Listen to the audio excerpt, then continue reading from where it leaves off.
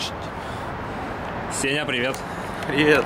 Друзья, у нас тут такая ситуация, экспромтное интервью. Я попробую вкратце сначала объяснить ситуацию.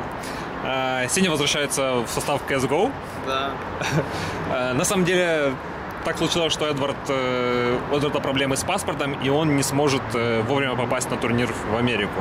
Так случилось, что Сеня вместе с командой должен был лететь, как кастер, как менеджер, поскольку у Жени Ерофеева тоже не получилось оформить визу. Поэтому так все сложилось, что ты будешь играть в составе. Ваня один не едет, ты едешь. Расскажи, как вот с твоей позиции, как это все было? Ну, с моей позиции я приехал в Киев в понедельник, немножко поработать, тут наладить контакты с офисом Нави. Вроде ничего не предвещало беды, и как бы в 3 часа дня сегодня или в 4 офис-менеджер Юля, которая готовила эту поездку, говорит, что я забрала паспорт Зевса, а паспорта Эдварда нету, и где он? Но пока что так никто еще не переживал, вроде, да, и найдется нам нормально. И потом все время так ближе к 5, и мы понимаем, что все, у Эдварда нету паспорта. Завтра вылет, уже рабочий день закончился. Ну, это нам, да, Ванька Эдвард близок, и мы там готовы за него рвать и искать его паспорт. А сотрудники обычных там посольств, консульств или там какой-нибудь почтовых отделений, они, конечно же, работают до 5 вечера, до 6, и все. Там, ну, нет паспорта и нету, там завтра поищем вам ваш паспорт. И, соответственно...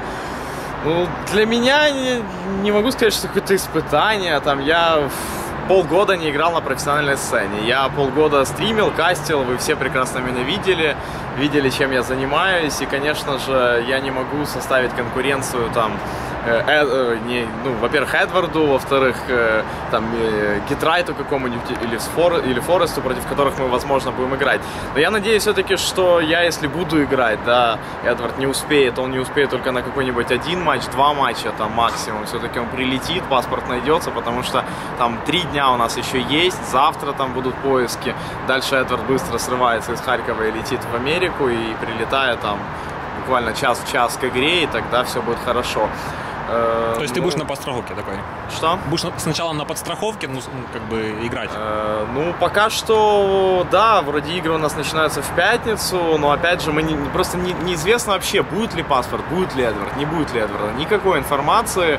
И вроде как, вот если матчи будут в пятницу, то я играю. Если Эдвард вдруг скажет, ну, точнее, найдется его паспорт, и он скажет, я лечу, тогда мы попросим организаторов, они перенесут матчи Нави там на более поздний срок, там у них есть какой-то запас времени на субботу утром, например. Эдвард прилетает, и тогда все возвращается. Я стримлю этот турнир для вас, освещаю игры команды Нави. И я надеюсь, Нави победят, конечно. Ну, как бы для информации я скажу, что проблема в том, что ребята оформляли визы, у тебя виза была.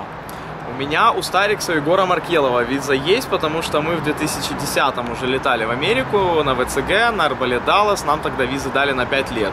А тогда, в то время, у Эдварда и Зевса виз не было, потому что они в свое время до нас летали с командой Virtus.pro в Америку. И, соответственно, им тогда визу не делали. Потому что им делали, насколько я знаю, после Арбалета еще. Арбалет Кап Даллас. Не-не-не, ничего 5-летние не визы. Им ничего не делали. У них была 5-летняя виза в 2010-м. Ну, в общем, такая же ситуация, как сейчас, только у нас. И в итоге мы визу не делаем со Стариксом, а они делали визу. Им дали на 10 лет. Что Эдварду, что Зевсу. И у Зевса паспорт есть на руках, потому что он не потерялся. А вот Эдварда почему-то потерялся. Но чья-то вина, фактически? Посольство, скорее всего? Да, вообще непонятно. Никто ничего не знает. Такое бывает очень редко. Это серьезное дело. И просто, чтобы потерять паспорт... Но они вместе шли на собеседование и фактически вместе, должны были... Паспорта вместе должны быть, да. И Зевса паспорт есть, а Эдварда нет. Понятно. Ты уже говорил о том, что ты не расцениваешь себя как конкурента там, игрокам, но ты играешь же в КС вообще, вот в принципе. Я поигрываю с подписчиками, но это профессионально, если говорить, это просто гоняю мясо. А там будет далеко не мясо, там будут игроки, которые признаны лучшими игроками в мире. И, не знаю, попытаюсь найти какую-то свою игру, найти коммуникацию с командой. И, в принципе, если я там буду играть, например, я уже себе так подумал, там, не париться, играть какую-нибудь агрессивную роль, то есть такую же, как я играю, там, с подписчиками, там, бегать, прыгать, то это, ну, мне кажется, я намного себя лучше проявлю, чем я буду просто исполнять какие-то вещи, которые должен был бы делать Ваня Эдвард. Я, конечно же, Ваню Эдварда не заменю, но при этом я могу, опять же, внести в игру какие-то свои фишки, которые у меня все-таки остались или есть.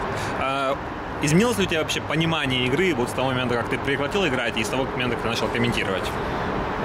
Ну, вообще немножко изменилось, но не в плане как игрока, в плане, наверное, больше координатора или капитана. То есть я, возможно, буду замечать какие-нибудь ошибки Зевса, которые я вот буду припоминать из своих стримов, потому что столько игр, сколько я посмотрел за полгода, я не смотрел никогда до этого. Я там откомментировал 300 или 400 игр уже, я столько демок в жизни не смотрел, поэтому, конечно, большой запас есть всяких фишек, комбинаций, тактик.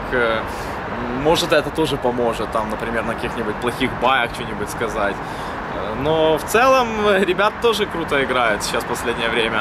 На них большая надежда. Они вчетвером, если там Гвардиана попрет или Дениса, они вчетвером справятся, а я просто... Помогать буду на зеленочке. Буду помогать свою игру. Смотри, вот с того момента, как ты начал стримить, ну, как ты вот прекратил официально выступать за Нави, жалел ли ты о том, что ты не играешь? Как вообще вот у тебя с того момента, что ты начал играть, твое ощущение, твое отношение к стримингу и к игре? Не, абсолютно не жалею. Я рад, что так все сложилось. Я занимаюсь новыми вещами, открываю для себя новые горизонты.